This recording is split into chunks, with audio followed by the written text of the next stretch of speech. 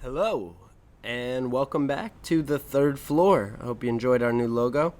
In this pod, I'm outside with my friend Ryan Morse, the returning, reigning champ.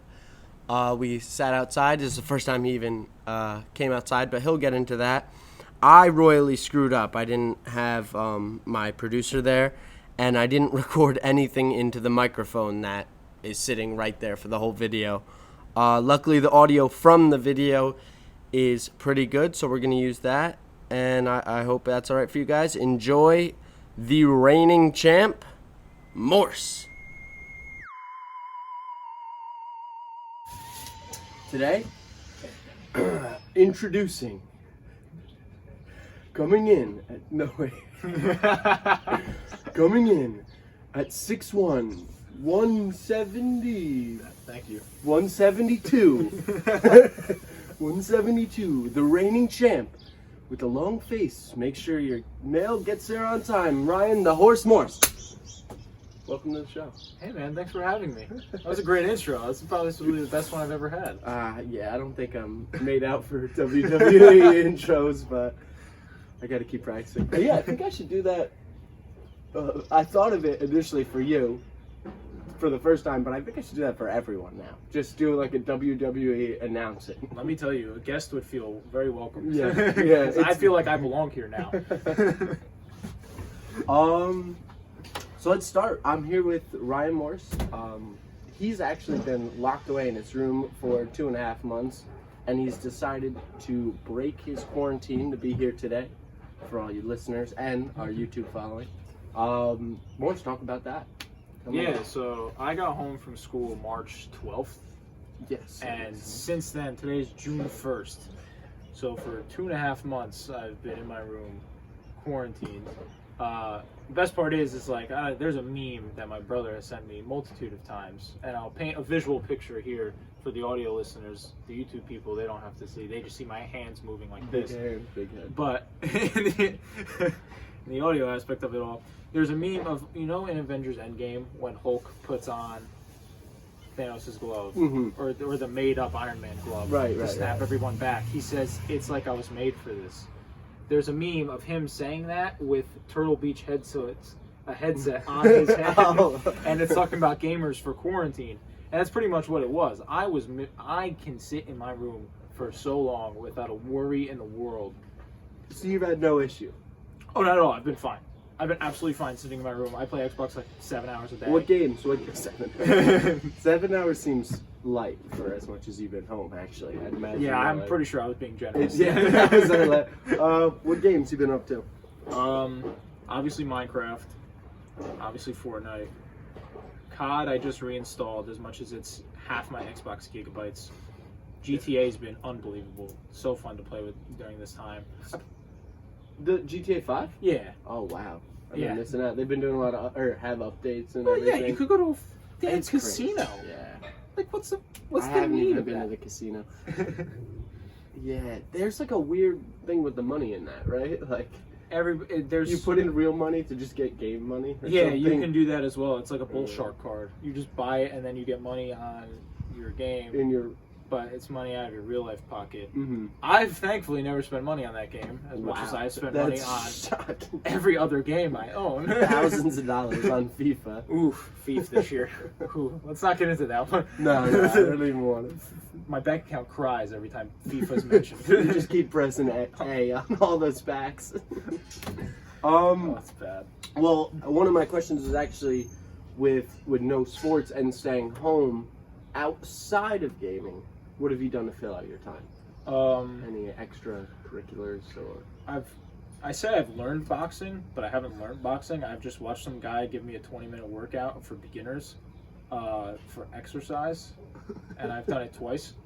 I've been home for 2 You're like a pro boxer. Yeah. So I gave you the correct intro. Oh, 100%. 100%. You'll see me in a fight. I don't know what fight, but I'll be there, and it's going to be one of those things where boxing is so fun to learn, except for the part where you actually go to like spar. Then you get hit in the face. So like boxing against the heavy bag is, I think, where my career starts and stops. in terms of training. I've always wanted to get into. You want to, outside of watching these videos, 2 videos at home, you want to get out there and. Oh gosh, no. No. No Yeah, I way. didn't think so. I'm not gonna fight anybody. Get out of here. So that's it. It's just been a little too. Outside of gaming, you've done 2 sessions of boxing, and that's it. Quarantine. Maybe, honestly.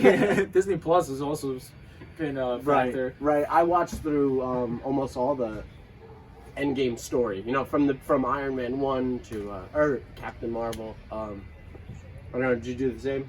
I've done that a multitude of times. It depends. and the thing I've done even more than that in quarantine is watched Phineas and Ferb probably 18 times through. Oh, dude, those 2 brothers are insane. What they can get done in a day. I looked at that. You know what's so sad? The saddest thing happened while I was at college because like as all this thing was hitting, and I was watching it through like the first time of the 18. I was sitting there. I was like, yo, they make the most of summer. Like all 110 days. Summer 2K20 is about to be a movie because I'm just gonna treat it like Phineas and Ferb. And this is the first time I've been outside. So, but it's a good time to address. They were clearly gaslighting Candace every episode. I saw a tweet along the lines of that, and I was like, "What does that mean?" They were gaslighting Candace. It wasn't right. They made her seem crazy. Of course. Meanwhile, she was sane. She was like, "There's a roller coaster back there." Mom, come on. Okay, so let's get into why you're here today. Because I don't want to talk to you. I don't like you as a person, Very as true. a friend or anything. That makes but sense. you ran a podcast. I did. At one point. Tell us a little about that podcast. So I ran it at school for a little bit. Me and my buddy tried just to get a few things together. We did, I would say, 1 successful episode, and then the rest kind of got lost in translation. How many episodes did you do? 1 that got posted. Oh, only 1 got Yeah, ever then posted. literally school got in the way. Mm-hmm. And we know how that feels. We tried to start a series on my YouTube channel. Right, and then once our actual responsibilities start up, then we're like, okay. Yeah, can't play Minecraft for 10 minutes every day. But yeah, I ran the podcast, and we were just kind of talking about the Premier League soccer and stuff like that because that was still going on at the time. Were you on with him, or were you just running it? Okay, so yeah, it's you 2. Yeah, it was us 2 together in the radio room at my school, and it worked. It worked like a charm. Sounded great. You know. What kind of mics did you use? We used it was basically the mic that you're using right now, except it came over the top. So literally, it was no pop filter, which kind of sucks because like you had to get really close to the mic there, and then if you lick that mic, that is so disgusting. That's why pop filters I swear by because they just catch everything. Yeah, they keep it clean. I want to get one of those as well. They're awesome, and like they're such a tiny thing. They're not like hugely important to a podcast, but like if you get really close like this, and you get too close just like this, there's a pop filter blocking you from getting this uncomfortable audio distance from and your the S's and everything. Yeah. Exactly. Well, so you had a pop filter, but it was 1 mic for the 2 of you? No. Because it's the radio room. There's 4 mics. Oh, but so they were dynamic. Then. Yeah, dynamic 100%. mics. Okay. Yeah, and because this one isn't. This one catches fucking everything. Yeah, everything, and Yeah. like those are strictly meant for you. Even more so, they're all hooked up to an audio board, so you can control levels. I couldn't do a mixer with this either. That's what you kind of asked me before. If I could use 2 USBs before we started, and there is some type of thing with the Blue Yeti where you could plug USBs into their version of it, but it's not a mixer. It's not a mixer, and you need XLR mics to really do that process, as far as I know. Yes. Yeah. But I mean, hey, it ran smooth. We talked for 40 minutes about the Premier League. It was fun. It was clean. No dead air. That's always the most important part when you have strictly audio podcasts. When you go silent for a little while, people are just there like, what's going on? What are you doing? What are they doing? And yeah, it worked. It worked smooth. We kept it going, and that was really, those podcasts were fun and just helping us improve because he's a senior, my buddy who I ran it with. So he's at it. Yeah, so he's out of school, and you know it's practice for me with my hopeful career, getting into things of that nature, talking about sports on radio and podcasts and hopefully on television. Well, we'll get more into your broadcasting. I definitely want to talk about that, but let's stick with the podcast. So, you only did one show, you're saying, Yes, right? one But you legitimate did show. post it. You mentioned something about getting it on Spotify or something like that? Yeah, my buddy is like really logistically sound with all things computers, and Mhm. like I'm not. Like if he had an Okay. Xbox problem, I'd have been right I don't know there. this guy. I'd have been right there. But for the computer and like getting things on Spotify, he listens to a ton of podcasts. I listen to more video podcasts like Rooster Teeth and stuff like that. So I Mhm. see that happen, and the audio gets posted somewhere else by the people in the back. And I think how the way it was done, I needed to rely on him a lot more in terms of that stuff because that was Yeah. his area of expertise. I'm not gonna push myself into that and be like, oh, what are you doing here? What are you doing here? I knew he knew. So I you just got- trusted him. Yeah, I So trusted him. so he did the editing for that. The editing, there really wasn't much that needed to be done. We Just kind of like ran a plopping. quick 40 minutes. The only thing that he thought would be smart to add was an intro or not even really an intro. He just added visuals sometimes because we posted on YouTube, but we didn't have Mhm. a literal camera filming us. So, Mhm. but in the end, it wound up working out really well. The editing was small, like you said, like we were talking about before we went on. The editing of this isn't crazy, but it's definitely a much needed step Yes. and a very important one. if you want to get better, and it's not crazy, like you said. It's not hard. It's not hard to edit. I found that everything I've had to try to learn takes me a 1-minute video after I type it in on Google. Like literally, and then I'm like, oh, okay, I just gotta move that there. And but what I've found is if you want to put out, this is like my math to it, and I've only done 4 videos now. Mhm. Actually, 2 videos with audio and then 2 audios. Yeah. And I did it on iMovie. I don't know where you guys edited it. I used the iMovie, but I gotta get going. Our school allows us to do free Adobe. Okay, So Adobe's really good. Yeah. But iMovie works for me, and I do it all on my iPad. But basically, what I found is that depending on the length of the podcast, so say we go for 45 minutes today. Yeah. If you want to put in or put out there a good product, it's going to be 3 times your initial thing. So it was 45 minutes to record, and then you're going to need at least an hour and a half. So 2 times, Yeah. the original number. So you need an hour and a half to edit, to listen through, to make sure it's good at the end, to add things. I think you need to double that initial time, and then you put out a good product. But still, with that, for podcasts, you sit down for 45 minutes, now you have an hour and a half, and then you're done. Yeah. It's out there. It's out there, and you can move on to the next video. You can even record 2 or 3 in a day, and I think it's a pretty easy system to get a good video. Yeah, because it's so much less pressure when because we've tried, going back to the YouTube channel that I have, we've tried to record videos, and I think a lot of the stuff that we do was good. The problem is constantly getting the time. I mean, a recording session for some of the games we played, like Minecraft, we dwindled it down to 10 minutes. And that made it easier. And it made it easier Yeah. because we just focused for those 10 minutes and that was it.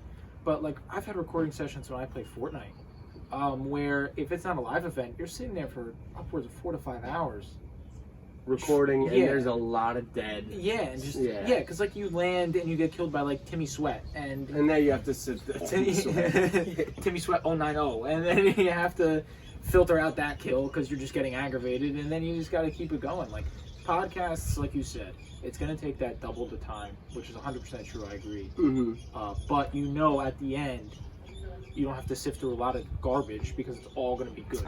And if you do it right after, you actually already know. Like I've had, we did a couple already, and I knew like Jack said fuck here, or Mhm. whatever. Well, I would also allow fuck, but a different word. Actually, I think he named a dealer. So I had to do that. Nice one, Jack.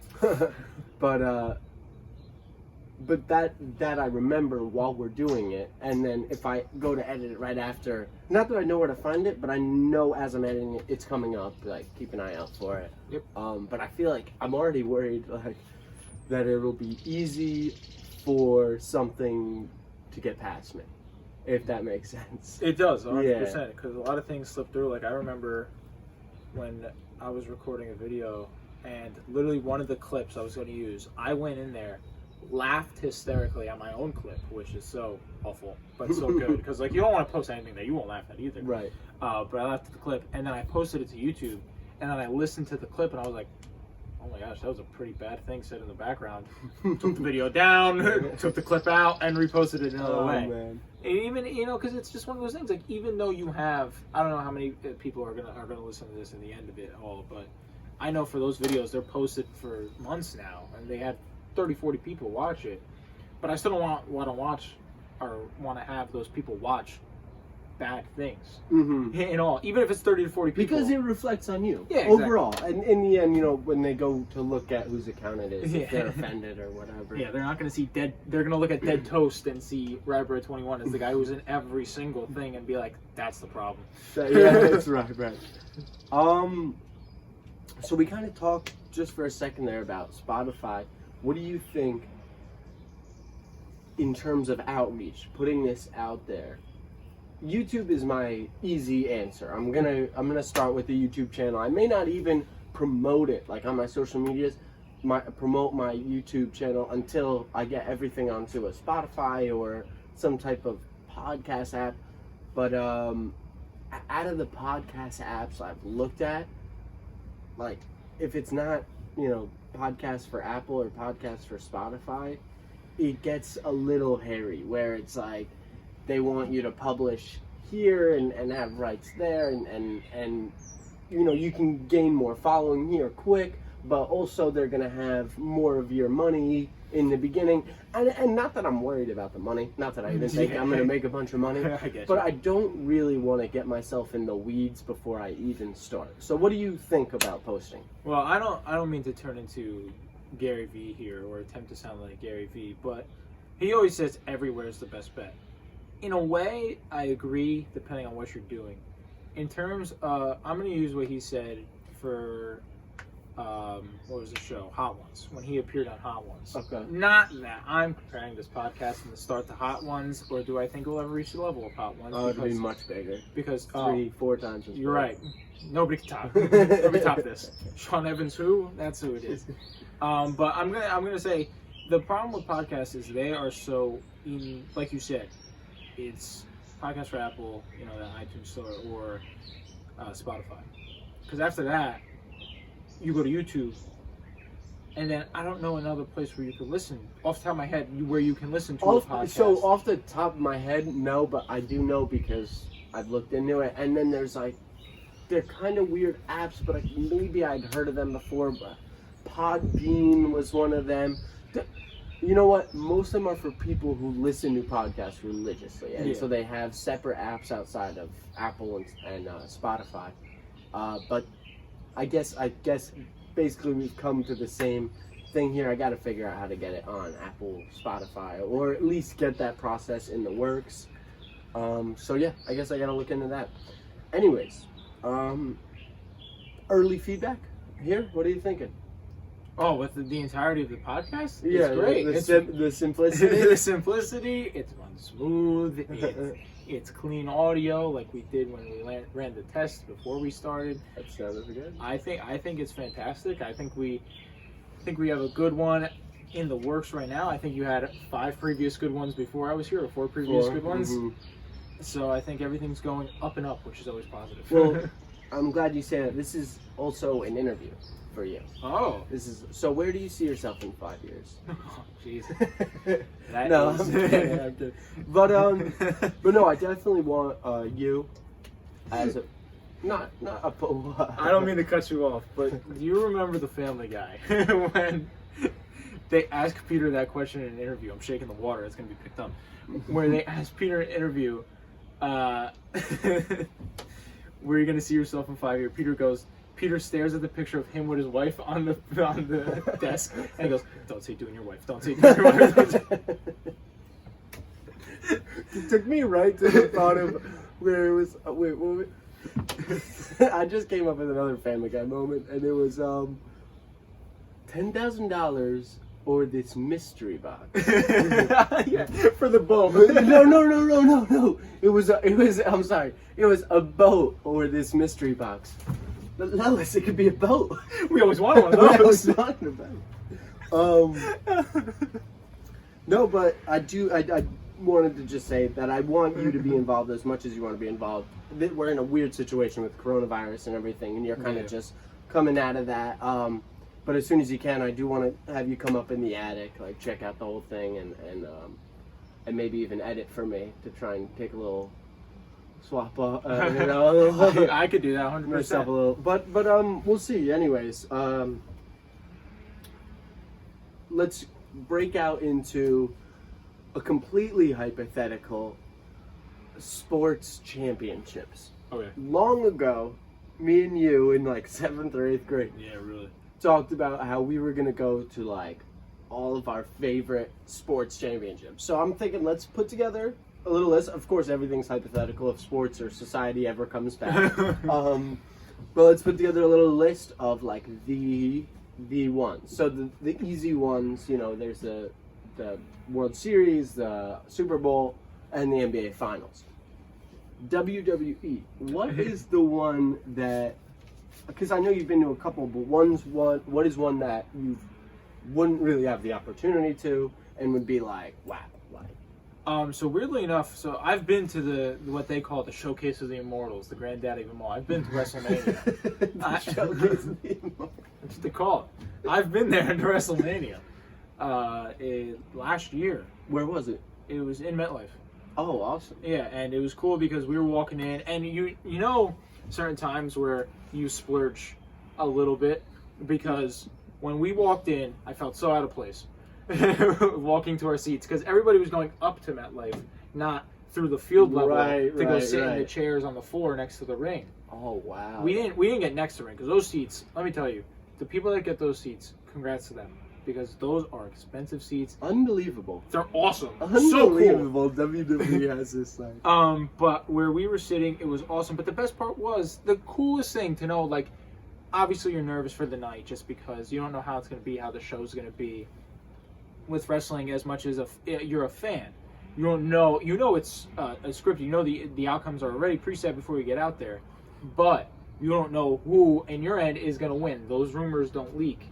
Until, unless it's like the Royal Rumble, which is what I'll get into in a second. But I walked into WrestleMania and I literally saw a guy who is a wrestler like walk right by me. I was like, "Hey, go on the field in MetLife." Yeah, I was like, "Hey, go win the title tonight." He was like, "Thanks, guys." And who was it? It was Zack Ryder. Oh wow! Okay. And I walked right past Zack Ryder, me and my dad, and we were like, "Hey, go win the title tonight, Zack." And he was like, "Thanks, guys." He got the photo. He was just getting his photos done. Comes out and he won. He won the titles. Like that. Yeah, and so it was cool. But the one, like you said, the one where I wouldn't have the case to go to is the Royal Rumble, which is the one where every minute and a half people come in one by one, and you got to throw them over the top rope to eliminate them. Oh, yeah, I want to see that one. And that one's awesome, even for the non-generic fan. Anyone can enjoy that because it's still betting. People love to bet. There was one, like I was at school watching it, and we didn't put money on it, but everybody was like, "All right, pick a number, 1 to 30," and that was your number for the night. So like, if 13 came out and you knew it was a scrub, you sat there like, "Oh my gosh, I'm gonna lose so much money." That's pretty cool, actually. They all just come out, and whoever is last in whoever's in last. The So like, there's Rey Mysterio one year was number 1, and he wrestled for an hour 10 minutes that night. My God. He stayed in the ring that long. The Royal Rumble was so long that year. But it was awesome. Like, that's an event where WWE-wise, I would take you in the sense of I know you would enjoy it. I wouldn't take you to, like, a Raw or a SmackDown because I don't know what the case is going to be there. Yeah, that different storylines going on and exactly. everything. So beyond that, Masters for golf, I would think. That's like the... Oh, yeah, the Masters. That's a course I'd want to see. I would just like to see it because it's beautiful. So, yeah. And I wouldn't be allowed there under any other circumstances. No, gosh, no. Other than as a fan. Because we can't golf. We try to golf. But, like, I would... If there was any sort of crowd there, I would hurt somebody that day because I'm not good enough at golf. One of my balls would go way crazy into another fairway, and I'd be yelling 4 all day. and these people would be so aggravated at me. Not me. Yeah, because you'd be Not with me. me. I'd probably win the Masters. Oh, you just win the green jacket? Yeah, I'd probably go home in a green jacket. Well, I'm not playing any golf right now. No, not at all. Tennis, U.S. Open is right there. We could go to a U.S. Open Yeah, literally any year. That's bad on us because we definitely could. Yeah, we definitely could go to a U.S. Open. U.S. Open's cool. I'm never going to the Aussie Open. Big spiders. Why? Big What do you spiders. Oh, There are huge spiders in Big Australia. spiders in Australia. Honestly, I it's could. also on fire. Is it still? I don't know. Probably. I don't think so. I thought there was a massive rain after the really long. I guess bushfires. it is spring now. It would. Yeah, probably Yeah. they're finally getting some And- water. And I think they've been okay. I mean, listen, Australia and New Zealand have been the talk of the town with all this coronavirus going on. That New Zealand Prime Minister, they're back to school. She handled it like an absolute champion. Mhm. It's really hard to compare. She did great. Clearly, they did. I actually heard about New Zealand, and that's been like one of the countries that everyone's bringing up. Like this is what should have happened. Yeah. But I also think it's very unfair, just because countries are so different, and we are nothing at all like New Zealand here in America. You know what I mean? Or Sweden, for that matter, was on like the complete opposite end, where they were just they never closed down. And yeah, I think it'd be cool if we were back at school by now, and I think that maybe we should be, but USA has to answer to a lot of people, and when we do something, then the rest of the countries are going to follow suit, just like England kind of set the precedent for the lockdowns and other Western countries followed suit. So if we were to do it, then more would do it, then it'd be a whole uproar, but New Zealand can kind of do that under the radar, and if it works out, then they look like heroes. If it doesn't, it's still not that bad. Yeah, I get you. That's the only reason I don't get too much into the New Zealand or Sweden argument, for that matter. I get you, but the problem is now is the UK and the US are the last two dealing with massive problems, in the sense of the numbers are still going down in the United States. The numbers are still going down in the UK. The deaths aren't. They're still dying at a crazy rate, which is not a crazy rate. Not a crazy, but 374 in the UK yesterday. And there's that's not really a lot of people dead, though. Which is crazy. I hate to sound, no, I get you, because but the problem was in a way you're statistically right. Obviously, more than one is too many lives lost. That's obvious. Mm-hmm. But when you had at a previous time, I mean, I think we had one day in New Jersey 1,000. Yes, we did have some spikes here in New Jersey, but and it's also I'm a little bit not like against Corona, but let me see if I can shut that dog up. Give me a second. I can cut this. Hey, who are you barking at? No, Lula. Definitely not next to the mic. Sit.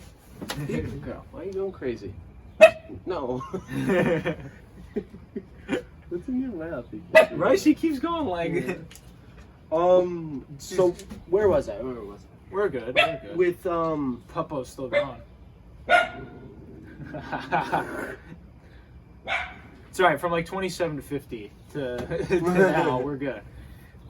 Okay. If you want to write that down, 27 to 50 to like 28 and 20. It just doesn't matter because of I have to switch it to iMovie anyway. Where was I with coronavirus? I totally lost my train of thought. We were basically just talking about how you were. No, I know. So I felt like going on social media, going on Twitter especially, you weren't allowed to say anything against the grain for coronavirus. You weren't allowed to say like, maybe this isn't so bad, maybe this isn't, whatever, the death isn't this. And I'm with you. One more death is a bad thing. We want to try and stop that. But I remember Elon Musk tweeting about it actually, and then I read an article attached to it about the doctors across the country and the hospitals across the country that were by the World Health Organization, who I'm sure you've heard about, who released a statement on how doctors should handle patients in this coronavirus pandemic. And as a part of it, you didn't even need a positive coronavirus test to mark someone dead. As long as they had some symptoms and you were a little unsure or whatever, you could mark it as coronavirus death. So, beyond that, you were hearing on Twitter and news media, whatever, that hospitals were overloaded. That no one could work, they need ventilators, people were dying. This was true for select hospitals that were in large cities. New York City was burning to the ground. New York on its own was almost considered like a separate total. Mm-hmm. It was almost going to be New crazy. Jersey, New York actually Yeah, was basically matching the rest of the United States in the beginning. Yeah. But you looked at the rest of the United States and hospitals were empty at 30% capacity because people were scared to go to the hospital. People were scared to.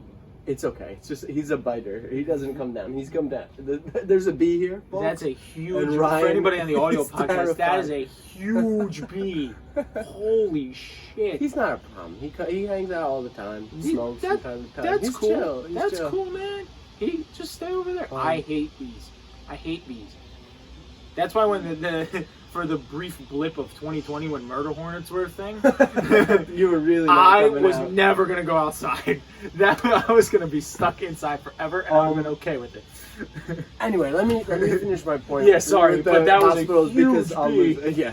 There's actually 2 or 3 of them around here that big. No, don't tell me that. And one looks pregnant, but it can't be, right? Because they're the boys leave the hive, but it's so big, its stomach, like. I don't know. So watch if there might be some bee babies in your hair. Right. Anyway, the hospitals were basically at 25%, 30% capacity and going bankrupt across the country. Actually losing money by the day. They didn't know what people were scared to come in. People also weren't going out and getting hurt. Going doing their jobs, going doing sports, whatever. And so basically around the country, there were options of hospitals going bankrupt, furloughing doctors, putting doctors out of work, and with the relief package that was passed, the same one where our citizens got $1,200 and $600 with unemployment, whatever, same one with that, hospitals were given, I think it was anywhere between like $8,000 and $23,000 every time they had a coronavirus death in their hospital. Okay, so that's where it becomes very important because now hospital administrators are not, I wouldn't say binded to lie, and it's not even really lying. I saw a lot of videos of doctors coming out saying, I'm not lying, this is how WHO told me to report these things even though I don't feel this way. So I'm asking, these are doctors who are saying, I'm asking, why is it that I'm reporting it this way when I don't feel that this is like, whatever. So there was a lot of conspiracy, and it looked like there were a lot, I don't know if it's a lot. I don't know the number. We don't have a real number. But there were more than enough deaths that were probably coronavirus was there, but it wasn't the leading cause. It wasn't the main reason. And we noticed a huge fall in flu deaths this year. I don't think we saw a huge fall in flu deaths. I think we just marked them differently, if that makes sense. I get you. I just, for me, I don't like to play it safe. I know you. Yeah, exactly. Yeah. Like that's the thing. Nothing wrong with that. Absolutely. No, that's the thing I always looked at. Like everybody on Twitter who was outraged by everything with the coronavirus. With that, everybody's entitled to their opinion. I'm not. Right. I'm not. And that's one thing.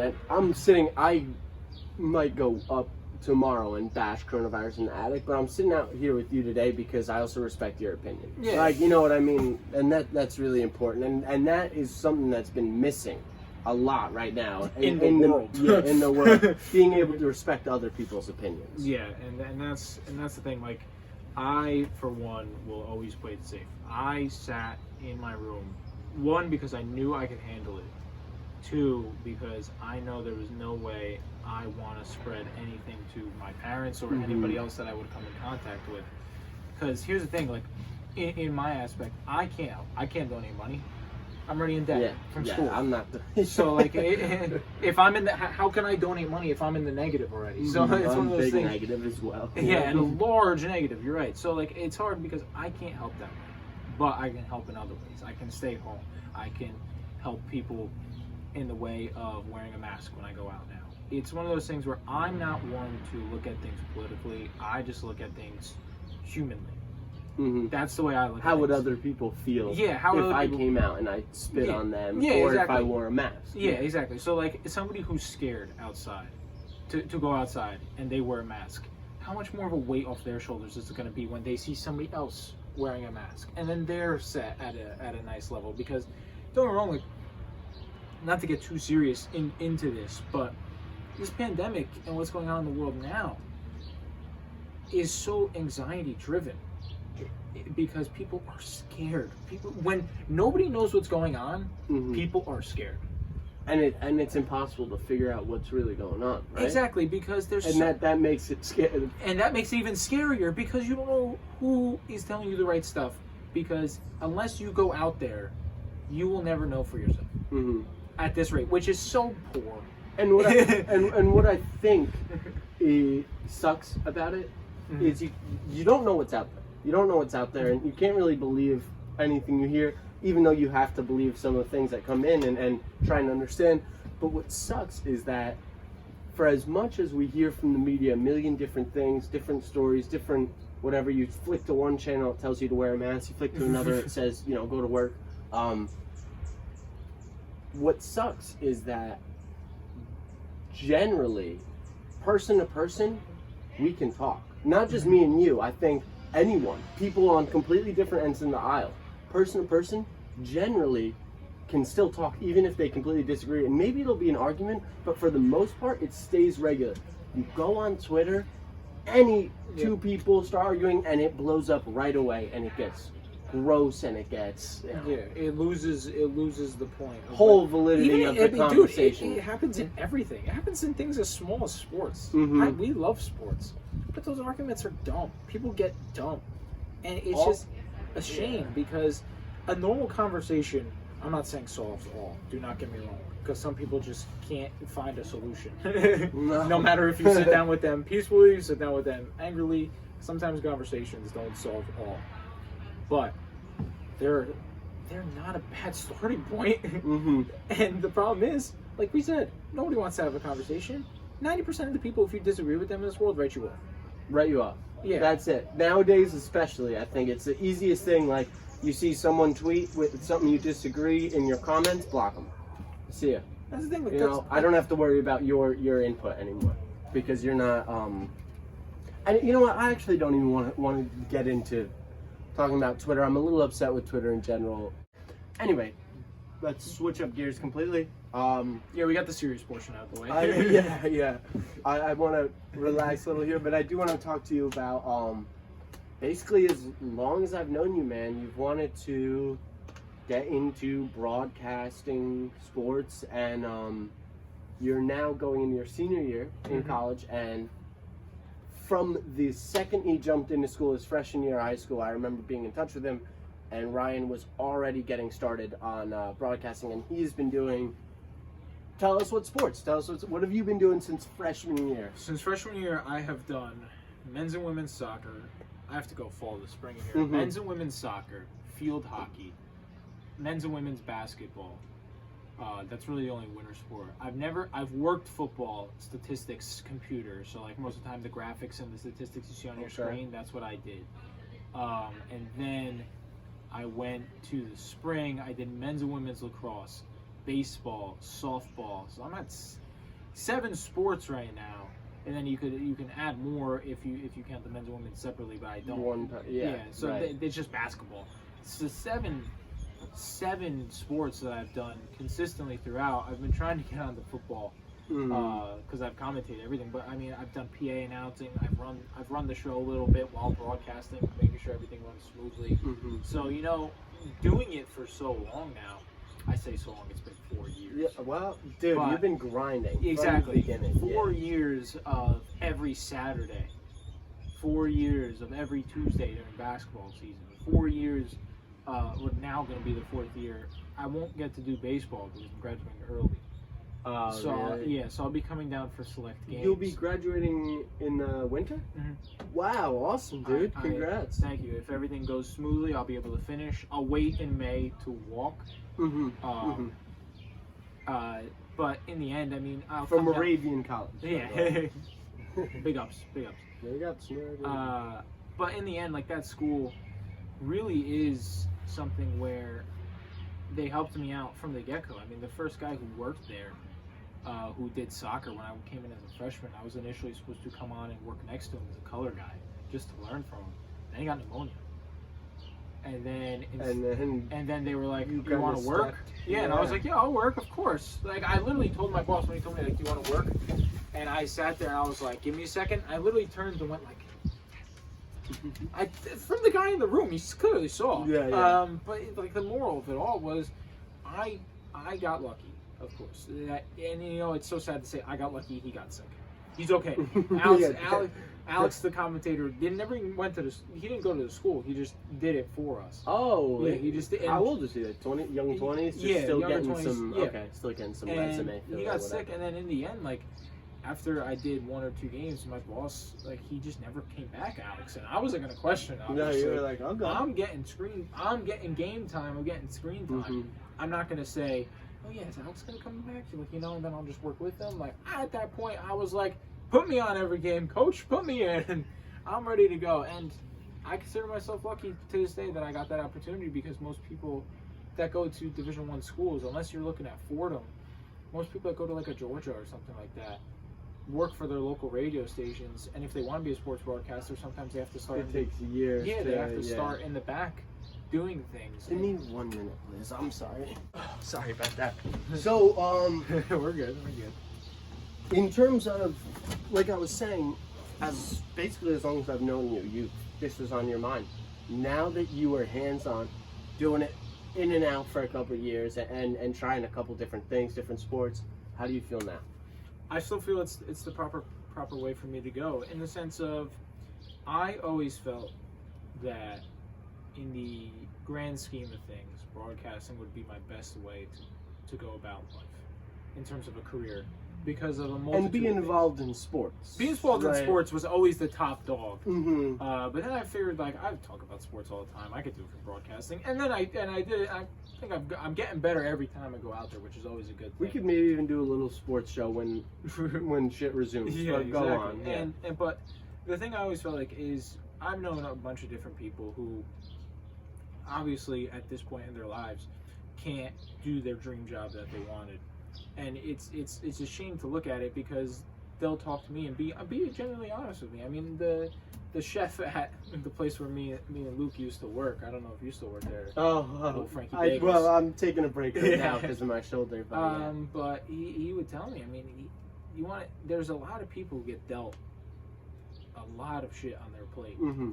And in the end, I would love to be a sports broadcaster, because one, they make a lot of money, and that can allow me to help so many different other things. Mm-hmm. And like, I watched both of my grandparents. They got sick at the exact same time. Needed help within the house. Help in the sense of little workers who would have to change, feed people them, around the base. Yeah. They were on their last. It's either. Yeah, exactly. And you get to that point where that's not cheap.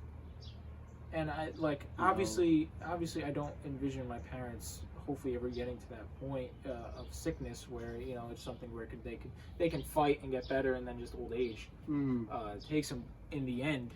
That's, you know, at 137, if I could get my wish. But but the moral of it is I watched that and figured, if I could ever have a ton of money, I could help other people. I could help friends. I mean, and this is the way you felt you could do it. Yeah, because and enjoy yourself. And enjoy myself as well. It's not one of those things, like, especially sports broadcasting. It's not something where I sacrificed for like other people do. Like you said, enjoy myself. This is still the career I want to do. Mm-hmm. There's certain people who get into other fields just because they need to at a certain moment.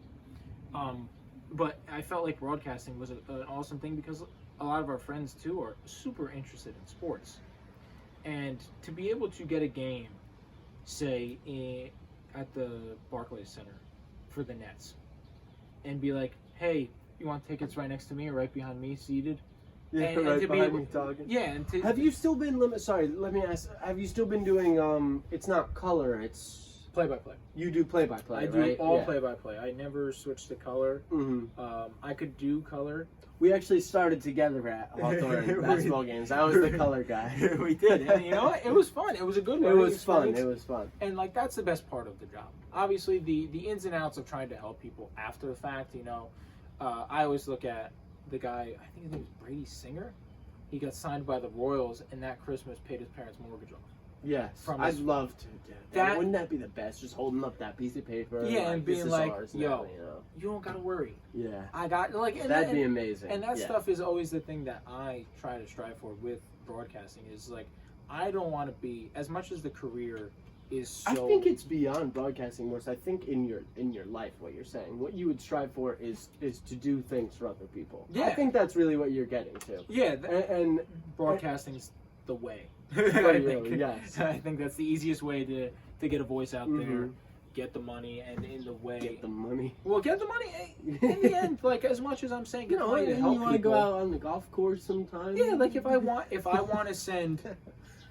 go on vacation, as much as I love the Jersey Shore, there may be certain times where I don't want to go to the Jersey Shore. And I want to be able to comfortably have a vacation, and then, you know, say my friends need help. Comfortably go on vacation and still help my friends at the same time.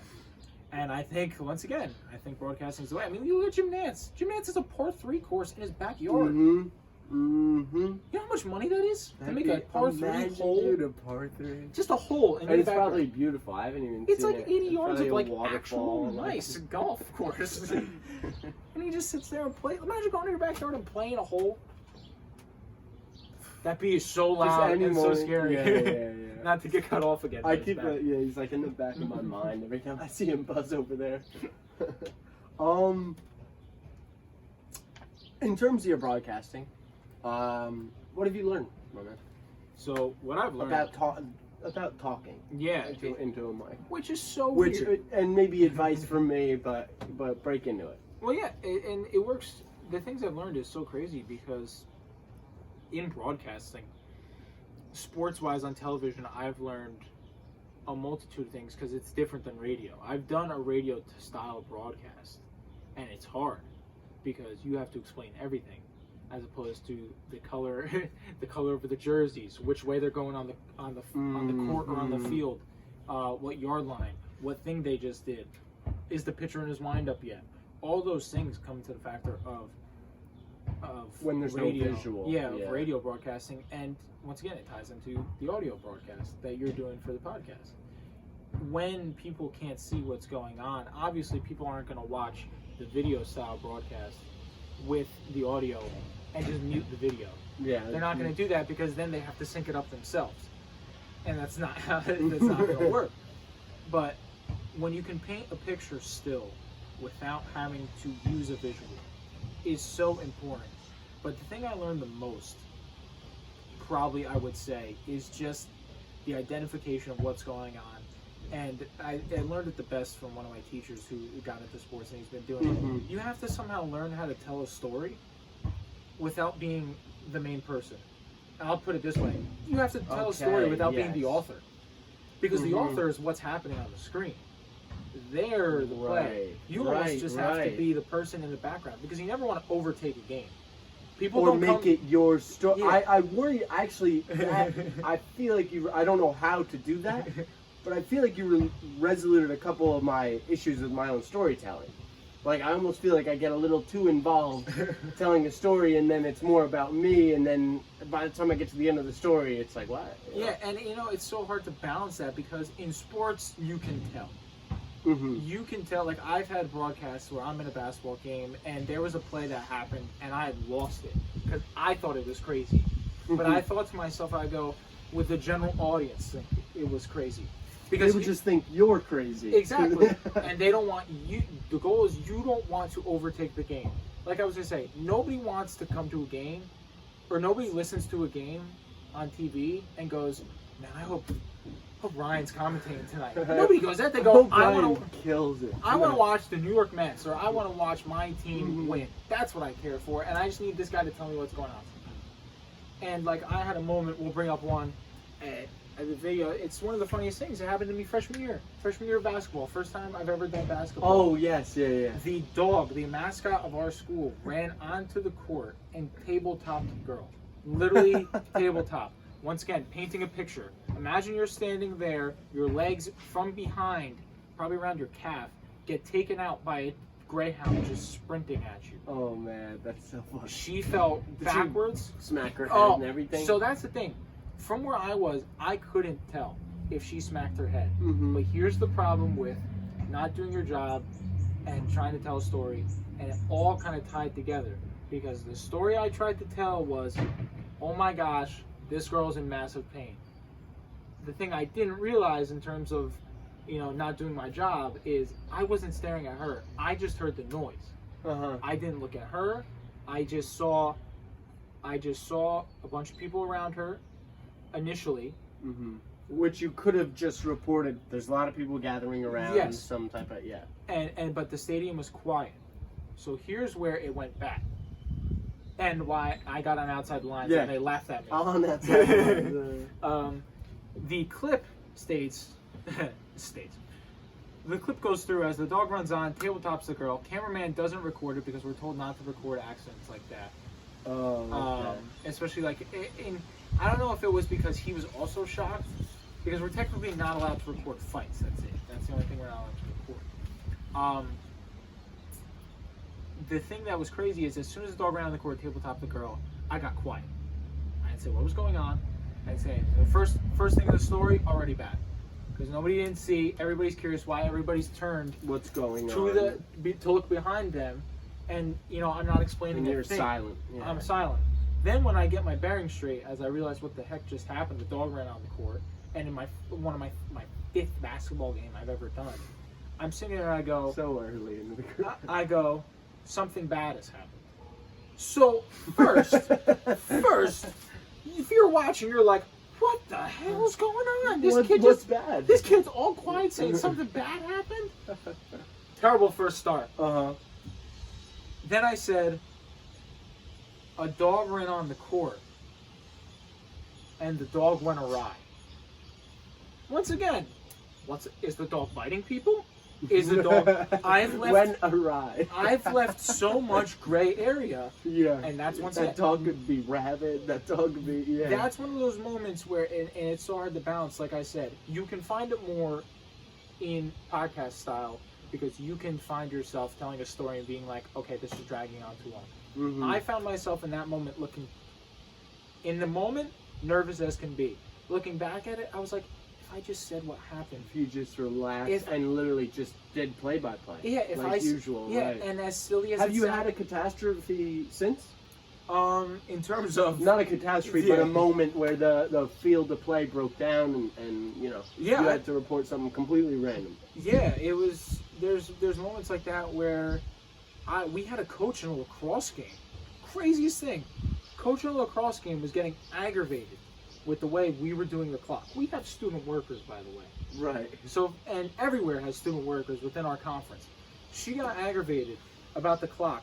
Instead of continuing to coach, all of a sudden, the person working the clock goes, she's coming up here. And I'm commentating this game as the coach is walking up the stairs to our booth. Are you commentating? The coach is also on our way to us right now. No. You didn't mention. I had to after the fact because the mics still pick up a good amount. She came in and said something to our clock operator. She came up the stairs and said something to our clock operator. What the hell? And I literally sat there and I, because we're quiet. I'm not going to try to just continue commentating when I know somebody's coming in to scream, because if anything, pick up what she said, and it did. So I handled that one a bit better because I said, if you heard anything, the clock management do in the thoughts of Coach whatever, I think it was the coach of Catholic at the time. She, once again, early in my career, I think it was freshman year as well, sophomore year. She came upstairs and she yelled. She was upset with the way the clock's being managed. So if you heard anything, that's not us. That is somebody else. That is not anybody on the Moravian side of things yelling through the through the audio, and I felt like I handled that better because I told what happened. And that's the thing. It's so simple to get lost in a way. And even in those stories, like you said, you're nervous that sometimes stories carry on too long or stories become about you. It's not the end of the world if a story becomes about you, in the sense of if you're still keeping it on point. As long as you're on the top. Yeah. Yeah, and that's the thing. Like, those moments didn't become about what happened. Nobody remembers the dog running on the court. They think that's funny. What they remember is my awful commentary. Blubbering behind the mic. The awful commentary. And that's the thing. If I would have stayed on topic, they would have focused on the dog. Dog, and that would have been the funniest thing ever. And they were like, "Oh, and that was you, Ryan? If you did that? That's so funny." Yeah, exactly. So it just shows if you stay on topic, it's important, it's useful, and that's what I think the biggest thing in broadcasting has helped me. Also, the biggest thing in broadcasting, it's going to seem like a very ass-backwards point right now because I've been talking for the better half of the last 4.5 minutes. But the better thing I learned too is also not talking. Learn when to let the other. Yeah, because my buddy who I color commentate with doesn't talk too much, so I have to get. He color commentates and he doesn't talk too much. Not the most. He's more comfortable in certain sports. Okay. So like when we have soccer, I know what he's gonna focus on every time, so I know I have to ask questions based around that. And you know, it gets easier when you work with someone. Yeah, and I've worked with him. Heck, I'm rooming with him this time, so we're gonna see what I can put together when I'm rooming with him, what I can create, because, like you said, it works better when you work with them a multitude of times. Now I'm living with the kid, so there's more. So you'll be right that you could play by play him putting on his jockstrap in the morning. I hope I'm not watching it, but the amount of planning we can do now before a broadcast to know what we're going to talk about, it creates such just a breath of relaxation, because so much pressure goes into every broadcast. And I'm sure you feel the same way with a podcast. Totally. I get very anxious. Like, only 5 deep, really, because where I want. But still, right before this one, I'm like pacing around, reading my notes, like just try and relax while you're in there, but also remember everything. But also, you got to tell yourself a lot of contradicting things before you get and talk in front of a mic. You got to tell yourself to relax, but also be outgoing. You know what I mean? Yeah. You got to tell yourself a bunch of things, but in the end, you need to just get there and do it and be simple. Yep. Let me ask you though. So ideally, with your broadcasting, I guess I have a couple of kind of things here. I have like, what sport, what team, would you move a long distance to be that guy, and would you? You know, I hear the Astros are looking for somebody. The entire organization's looking for a way out. But really, what where do you see yourself in 5 years? In all honesty, 10 years, you know. In all honesty, I'm hoping in 5. And you know, a lot of people who, when they talk about future careers, they always preach patience. But the problem with patience in broadcasting is a lot of guys don't get their big break till they're 40. Right. I'm working towards this every day, right now, at 21 years old. And you started when you were 18. 19 years old? That would be 22 years. Actually 17, because you even did some stuff in high school. Arguably 17. So if you want to include 17, that is arguably 23 years of sitting in the background before I would get my big break if I get around 40. Right. And I'm not saying that I wouldn't take it, because I'd 100% take a big break. And you're going to work either way. Yeah. You know, yeah. But I don't want to be in an area where I'm working at, I don't know, say a Walmart, fulfilling the bills, meeting needs. Like, I want to, as long as I get into the business after college, that's where step 1 becomes complete. You know, you sit there, and then you can worry about step 2, getting on the air. I know there's a large, I would say 95 to 5% chance that I do not get my first job as a sports broadcaster at 23 years old. In the sport you desire, what's the ultimate sport you desire? Honestly, like you said, what I try. You don't have any list of like what? No, because the luxury of doing all these sports is I have fun with all the sports. That's interesting. That's soccer, I've enjoyed the crap out of. I love getting up and getting ready for a soccer game on a Saturday. As much as a pain it may be, because I want to play Xbox or I want to watch TV, the initial pain gets subsided so quickly because the walk to the I say stadium, but it's not a stadium, or the walk to the field is such just an exciting factor because you're walking there, you know that there's people in those stands who have listened to you before. You know that must be cool. Yeah, it's a cool feel that you know, and especially when people get to know you more, because there are parents. You're going in your 4th year here. Exactly. So you're kind of like a little local. Yeah, exactly. Yeah. I had a goalkeeper last year, senior day. She's from Nevada, but she goes to school here. And it's crazy because I had her parents say to me, the entirety of the senior day parents, because I walked over, they said, it was the weirdest thing, the way it started the conversation, because I had my boss come up to me and goes, that man in the gray sweatpants is looking for you. And I was like, uh-oh, let me sprint away from here. Yeah, and I was like, I'm going to be really, really poor here, but it was just a generic dude. It was literally just a generic dude, but I was like, I'm surrounded by a bunch of people. But I still was nervous because strangers are strangers. I don't care how old I get. I still don't answer the door for people if I don't know them. And this is one of those ways of, I don't want to walk towards this guy if I don't know him. But I said, everybody in the booth, just please just look a little bit, look over there, just in case this guy starts yelling at me or something. Because I'm technically, as much as I've worked there for 4 years, I don't deal with those people. That's still not security or whatever. Not even security, just my boss who's like the head sports information person or one of the coaches. Yeah, like if they have a problem with the broadcast or they have a problem with the way things are put out on the website, I'm not the person who can answer for that. So like just in case something like that happened. But I walked over, every senior day parent thanked me. Wow. They said the broadcast, like, you're easily the best within the conference. We enjoy, like, we have to listen to that. That must have felt awesome. Yeah, you sit there and you're like, okay. It's one of those days where I sat there. Compliment. Exactly. It's a huge compliment. I just sat there and I said, okay, we're still on the right path. You know, nothing. I'm not at the point where I have to sit there and think about, okay, maybe something else. Like, so I guess tracing back to my other question, it doesn't really matter where you go. You just want to get out there. I just want to get out there, and I want to have that same hopeful impact that I had on those parents that enjoyed watching their kids on maybe another pair of parents watching ESPN one day or the Big Ten Network watching Ohio State field hockey. Like it's a good feeling listening to Ryan Morris. Yeah, exactly. That's the whole. I think we should actually leave it at that. I had one more thing, but you guys will have to just wait for 16 verse 1 for another time.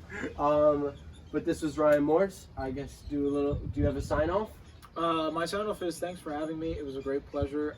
This was, like I said to you before you texted me, or after you texted me, excuse me, that this was the first bit of outside action that I've had. I haven't seen any of you guys within 2 months, so I appreciate you making the accommodation to get me outside. Oh, dude, it was a pleasure. Really, an honor you broke your quarantine. Yeah, and you know, I thank you just because it's good that we had a balance today of serious talk as well as joking around, because that's the best thing. The world is too serious sometimes, and I'm glad we had a nice joking aspect to it, because in the end, as a friend group, we do realize serious things are there, and we try and figure it out together. We try to figure it out together. That's the best part, when you have people that you trust to that point. And like I said, as small as it is, with the coronavirus cases going down, I still trusted you that you could get me out here in a safe environment, and I thank you for that, and thank you for having me on the podcast. No problem. Hit me with your sign off. You want my Moravian one? Yeah. Yeah, whatever you got. Thank you for tuning in to the Greyhound Sports Network on MoravianSports.com. I've been Ryan Morris alongside Luke Sosa, and I hope you have a fantastic rest of your day. Thanks for listening, guys. Great. I hope the audio was not too bad for you. Thank you for listening, and have a great day.